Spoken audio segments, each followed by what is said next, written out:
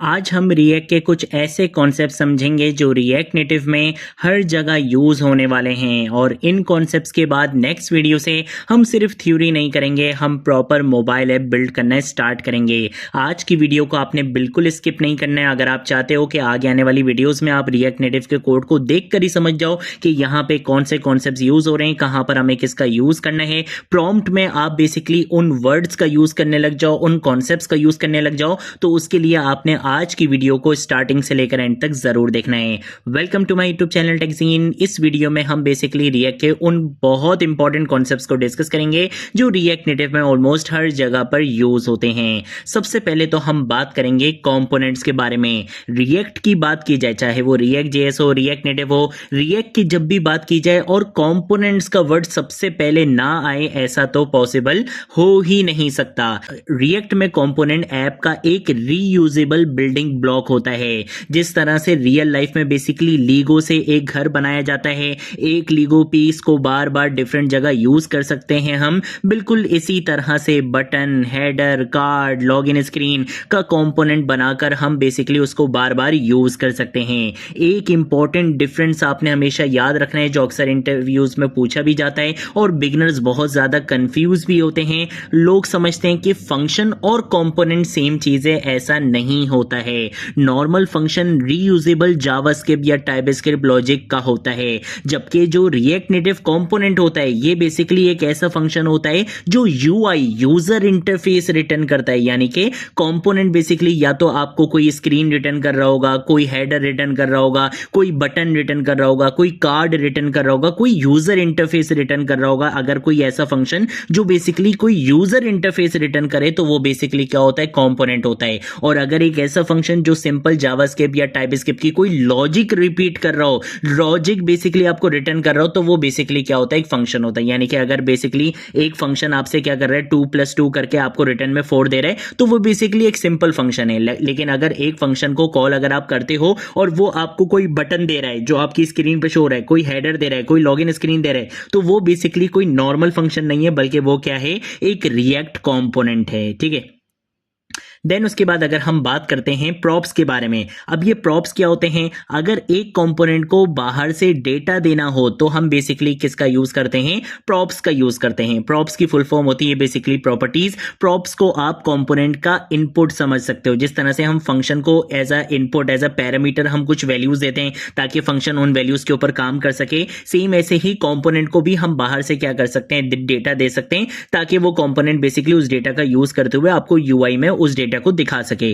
तो वो जो डेटा हम कंपोनेंट को बाहर से प्रोवाइड करते हैं वो बेसिकली क्या होता है, प्रॉपर्टीज यानी कि प्रॉप्स होता है। ठीक है। जैसे एक रीयूजेबल बटन है लेकिन हर जगह उस पर डिफरेंट टेक्स्ट चाहिए, तो हम क्या कर सकते हैं, उस बटन को एक कंपोनेंट कंसीडर कर सकते हैं और उसको जो बेसिकली डिफरेंट बेसिकली हमने क्या करना है, टेक्स्ट डिस्प्ले करवाना है, तो उसके लिए हम क्या करेंगे, हर बार टेक्स्ट को बाहर से भिजवा दिया करेंगे, तो वो टेक्स्ट बेसिकली क्या रहेगा, प्रॉप्स रहेगा। ठीक है। देन उसके बाद अगर हम बात करते हैं स्टेट के बारे में। अब प्रॉप्स बाहर से आते हैं लेकिन अगर कंपोनेंट को अपना खुद का डेटा याद रखना है तो उसके लिए बेसिकली हम किसका यूज करते हैं, स्टेट का यूज करते हैं। जैसे लेट सपोज आप एक सिंपल काउंटर एप्लीकेशन बनाना चाहते हो जिसमें पहले वैल्यू आपकी 0 होगी, बटन प्रेस करने पर वैल्यू 1 हो जाएगी, दोबारा बटन प्रेस करने पर आपकी वैल्यू 2 हो जाएगी, दोबारा बटन प्रेस करने पर आपकी वैल्यू 3 हो जाएगी। ठीक है। या लेट सपोज आपने लॉगिन स्टेटस देखना है कि भाई कब यूजर लॉगिन हो गया, अब आपने याद रखना है कि भाई यूजर आपका लॉगिन है, या आपने लाइट मोड, डार्क मोड की फंक्शनलिटी के ऊपर काम करना है जहां पे आपने ये चीज याद रखनी है कि यूजर अभी लाइट मोड में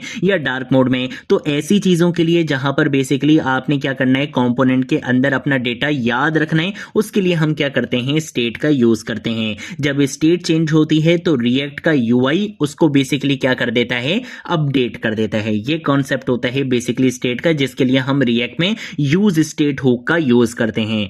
अब अभी अभी बात आई यार ये यूज स्टेट हुक, चलो यूज स्टेट तो हम आगे जाके बात करेंगे, ये हुक क्या होता है ये भी आपसे इंटरव्यूज में पूछा जाता है। हुक्स बेसिकली रिएक्ट के स्पेशल फंक्शंस होते हैं जो फंक्शनल कंपोनेंट्स को रिएक्ट की डिफरेंट कैपेबिलिटीज यूज करने देते हैं। और सिंपल वर्ड्स में अगर मैं आपको समझाऊं तो हुक्स बेसिकली रिएक्ट का वो स्पेशल फंक्शन होता है जो आपको कोई रिएक्ट का फीचर प्रोवाइड करता है। जैसे यूज स्टेट बोलता है कि भाई आप क्या कर सकते हो, स्टेट्स को मैनेज कर सकते हो। यूज इफेक्ट कहता है कि भाई आप क्या कर सकते हो, साइड इफेक्ट्स को परफॉर्म कर सकते हो। यूज कॉन्टेक्स्ट क्या बोलता है कि बेसिकली आप क्या कर सकते हो, शेयर डेटा एक्सेस कर सकते हो। यूज मेमो कहता है कि भाई आप कैलकुलेशंस को ऑप्टिमाइज कर सकते हो। यूज रेफ कहता है कि भाई आप वैल्यू या रेफरेंस को ले सकते हो। ये बेसिकली क्या है, हमारे पास वो रिएक्ट के स्पेशल फंक्शंस हैं, नॉर्मल फंक्शंस नहीं, स्पेशल फंक्शंस हैं जो आपको रिएक्ट का कोई कॉन्सेप्ट, कोई फीचर बेसिकली प्रोवाइड करते हैं ताकि आप उसको यूज कर सको। इसकी निशानी क्या है कि आपको हमेशा नाम से पहले क्या लिखा हुआ मिलेगा,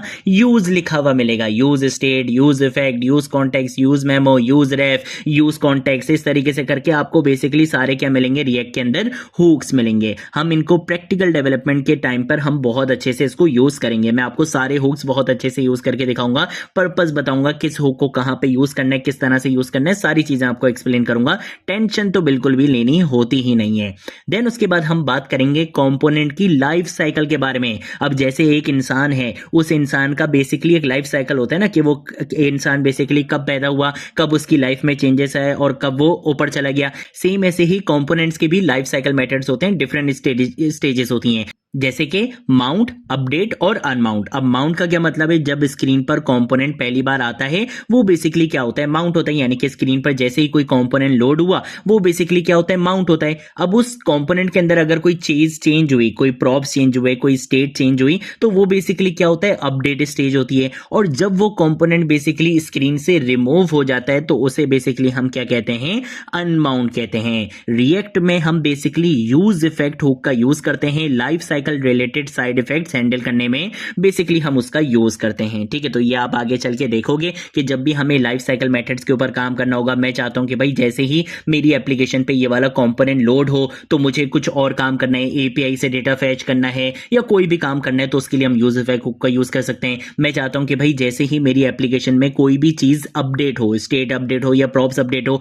तो मुझे कोई चीज करनी है तो उसके लिए हम यूज इफेक्ट हुक का यूज कर सकते हैं। मैं चाहता हूं कि मेरी एप्लीकेशन से जैसे ही कोई कंपोनेंट रिमूव हो, उसके लिए मुझे कोई चीज करनी है तो उसके लिए भी हम यूज इफेक्ट हुक का यूज कर सकते हैं। इसका सिंपल मतलब ये हुआ कि जब भी आपने लाइफ साइकिल मेथड से रिलेटेड कुछ भी काम करना है तो उसके लिए आप कौन सा रिएक्ट का हुक यूज करोगे, यूज इफेक्ट हुक का यूज करोगे। अब अभी अभी मैंने एक और वर्ड यूज करा था और वो था बेसिकली एपीआई। एपीआई की फुल फॉर्म होती है application programming interface. Mobile app अकेली नहीं होती, यूजुअली उसे बैकएंड से डेटा लेना होता है। यहां पर बेसिकली एपीआई का कॉन्सेप्ट आता है। आप बिल्कुल इस तरह से समझ सकते हो कि भाई हमारी एप्लीकेशन में जो हमें बेसिकली बटन्स वगैरह देख रहे होते हैं, चीजें दिख रही होती हैं, वो क्या है, यूआई का जो पार्ट होता है वो फ्रंट एंड होता है। सेम ऐसे ही जहां पर हम अपनी बिजनेस लॉजिक लिखते हैं वो बेसिकली बैक एंड का पार्ट होता है, सर्वर का पार्ट होता है, जहां पे हम बताते हैं कि अगर यूजर ने ये फॉर्म फिल करा तो उसकी जो डिटेल्स होंगी वो सारी डेटाबेस में जाके सेव हो जाए, वहां से उसको एक ईमेल चली जाए। तो ये बेसिकली बिजनेस लॉजिक होती है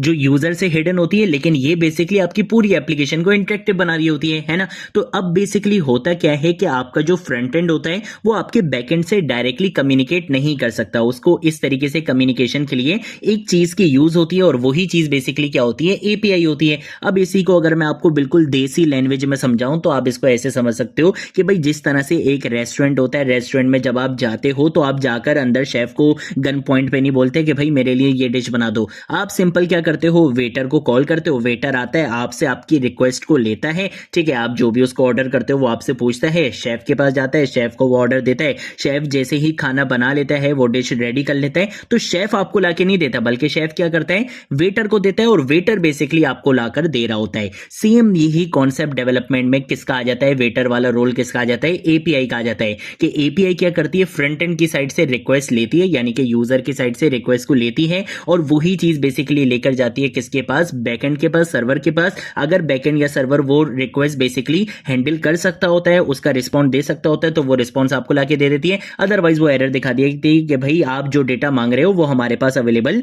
नहीं है। 404 का आपके पास एरर आ जाता है या कोई भी एरर आ जाता है। ये बेसिकली कॉन्सेप्ट होता है हमारे पास एपीआई का, जो किसका काम करती है, कम्युनिकेशन का काम करती है, ब्रिज का काम करती है फ्रंट एंड और बैक एंड के बीच में। दो एप्लीकेशंस को आपस में कनेक्ट करने के लिए बेसिकली हम किसका यूज करते हैं, एपीआई का यूज करते हैं। तो ये बेसिकली कुछ इंपॉर्टेंट कॉन्सेप्ट्स हैं, कुछ इंपॉर्टेंट टर्मिनोलॉजीज हैं जिनके बारे में आपको पता होना चाहिए। नेक्स्ट वीडियो में हम अपनी फर्स्ट रिएक्ट नेटिव एप्लीकेशन बनाने वाले हैं। एक सिंपल चैट एप्लीकेशन आपको बनाकर दिखाऊंगा, क्या क्या कॉन्सेप्ट्स यूज होंगे, किस तरह से बनाएंगे, सारी चीजें आपको नेक्स्ट वीडियो के अंदर एक्सप्लेन करने वाला हूं। अगर आपने अभी तक इस प्लेलिस्ट को एक्सेस नहीं किया तो भाई बहुत बुरी बात है, जल्दी से इस प्लेलिस्ट को एक्सेस करो, ज्यादा से ज्यादा शेयर करो, क्योंकि यहां पर आपको AI मोबाइल इंजीनियर का चीता बनाया जा रहा है। आज की वीडियो के लिए इतना ही, अब मिलेंगे नेक्स्ट वीडियो में नेक्स्ट टॉपिक के साथ। तब तक के लिए बाय बाय।